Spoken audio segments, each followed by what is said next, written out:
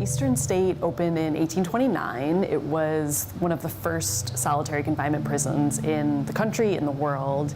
It operated on the model that if individuals were isolated, they would reform, they would become penitent, and they would be sorry for the crimes that they had committed, and that they would be released and lead different productive lives.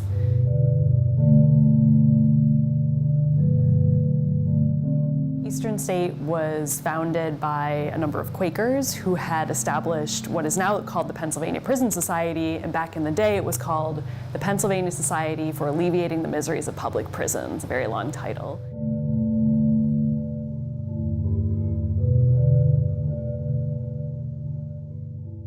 So they had come together, this group of like-minded, Quaker-influenced people, and they thought that there should be a better way to reform criminals, and that the whole prison system as it was in the country up to that point was counterproductive, and that it actually created more criminals.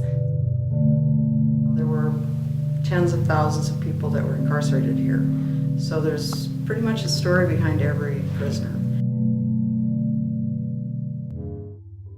At the time, the most expensive building under construction in the country with central heating and central plumbing and people in isolation 23 hours a day.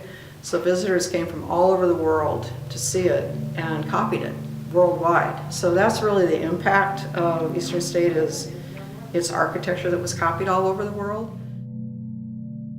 Eastern State's building design was very influential. Its philosophy was very influential. As many as 300 prisons worldwide are modeled on Eastern State's architecture. So it has huge significance worldwide in terms of architecture.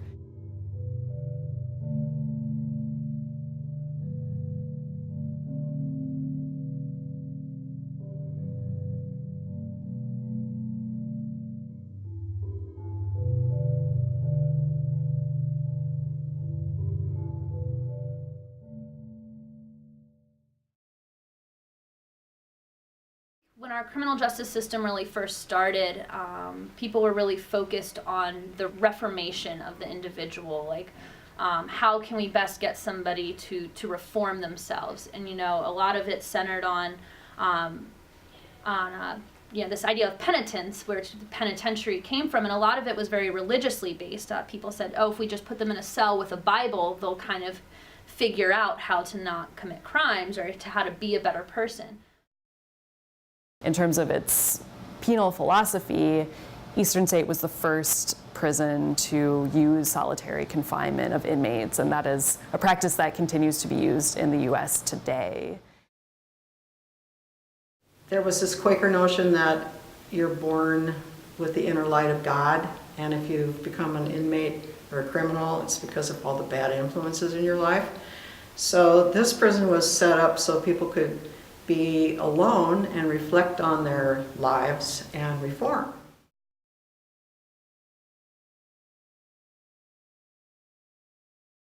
The founders of the prison would have liked to have thought that it had a productive effect, that inmates who were isolated in their solitary confinement cells would have looked inward in their isolation and gotten acquainted with their own conscience and reformed. What we now know is that the solitary nature of this prison and the social deprivation that inmates had to go through more often than not caused some mental health issues, and a lot of inmates ended up going insane through their incarceration here. So we have a kind of like a basis for all sorts of prison operation to be looked at here and reflected on here. Even the contemporary things that are going on in prisons today can be compared to what was happening here. Solitary confinement is an issue that's very troubling to a number of people, not only those who are incarcerated, but their families and also administrators. Well, I am dead set against solitary confinement in most situations. I would venture to say that most of my academic colleagues would agree with that. Personally, I think that solitary confinement is pretty cruel and unusual for the most part. I know the initial idea was that people would be able just to kind of think through their problems and realize that criminal activity was not the best choice, but I think crime is a lot more complex than just making the right decision. When you lock up somebody and deprive them of almost any kind of activity, any kind of right, you're really looking for residual effects that nobody necessarily thinks about. If somebody is not able to really, expend their energy in a productive way, then that energy might be focused more on negative emotions and actions. The loneliness, the solitude, the inability to interact with other people. We know that from studying animals, much less human beings, that causes severe problems. So certainly the science establishes that prolonged exposure to solitary confinement causes a whole host of psychological and physical ailments to the inmates.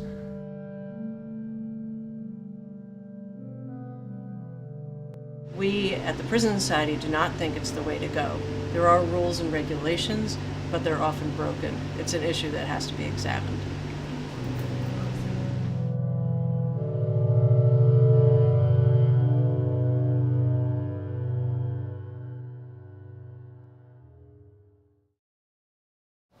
Eastern State Penitentiary is also a haunted house. Every fall, the historic site is used and transformed into what is known as Terror Behind the Walls. A lot of the actors in Terror are dressed up as inmates or prison guards and things like that. I think that Terror Behind the Walls kind of plays on our fear of punishment and prisoners and things in dark, kind of shadowy buildings and things that are kind of out of sight and out of mind. Society views them the worst of the worst and the lowest of the low. I think that the public has an extremely distorted view of who inmates in prison are. And they tend to demonize them and make them think like they're monsters and animals. And my experience is quite the opposite. They are as human, with as much humanity as anyone else.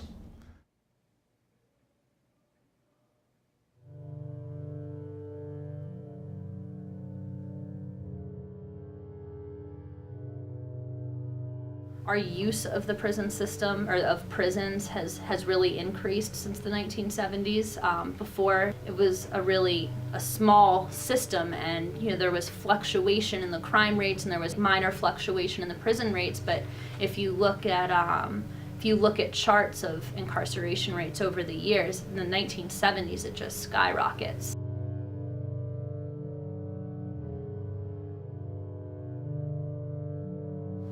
The United States having the largest incarcerated population in the world indicates that there is some kind of problem. There's something wrong with the way that we are doing our criminal justice in this country.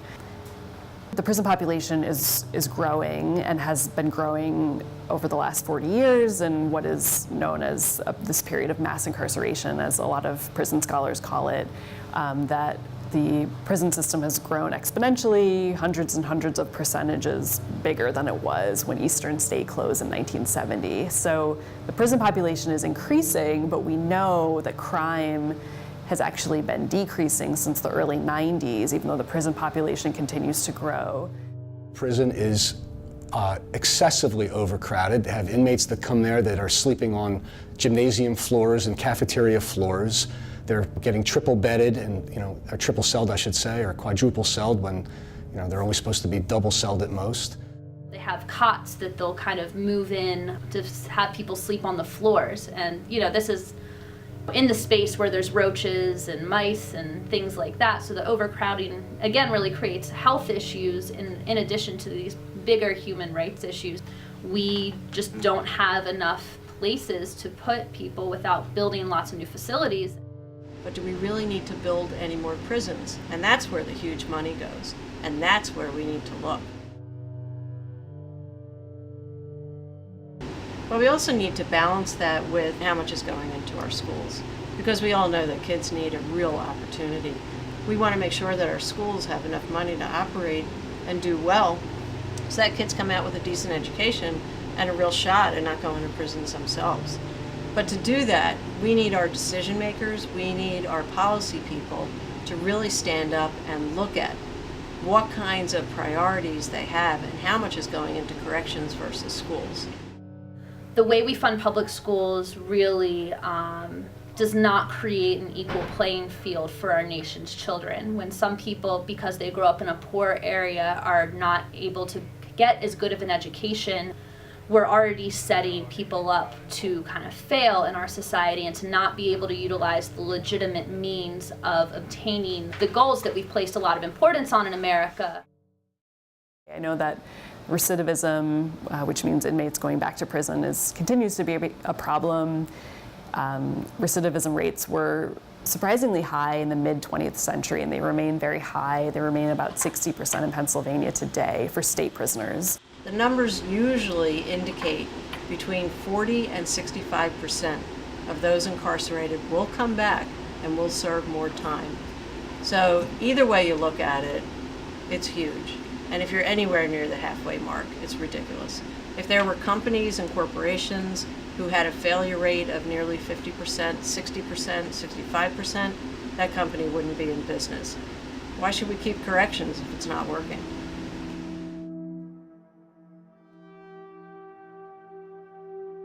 Since the prison system started, race has definitely been a big factor in driving the prison system and policing in our country. That's one thing that actually hasn't really changed much. The prisons have become less equal racially over time. Racial disproportionality has actually increased since the civil rights movement rather than decreased, which a lot of people would have thought the civil rights movement would have made things more racially equal. That has not been the case when it comes to incarceration. Based on the U.S. Department of Justice and their statistical figures that they release every year, people of color are disproportionately impacted at much higher rates than white people are by the criminal justice system. We know that African Americans make up about 13% of the general population, but they make up about 40% of the prison population. So we can definitely track by race the unfair, imbalanced impact on certain groups using actual government data. The bottom line is too many people who are poor and generally who are minorities end up spending time in prison. Most individual black men have more of an opportunity to go to prison than they do to go to college. That's outrageous, and we shouldn't accept that. I don't believe it's the system's fault, and I don't believe the system itself is corrupt. It's the people who make up the system that make it corrupt. It's the sort of lazy defense attorney and the overambitious prosecutor or the racist or lazy or ignorant judge that distort what this otherwise good system is designed to do. The criminal justice system, at least over the 200 years that the prison society has been in operation, has changed. And each time it gets a little better. There is hope at the end of the tunnel. But what we do see are the questions still that remain and underlie the entire system of what is the purpose? Is it punishment? Is it rehabilitation? Is it revenge? What are we really focusing on? And until we answer those questions, we're not going to be able to determine what the real function of criminal justice is. And because of that, we're not really going to be able to measure how successful. We have to refocus what we're doing.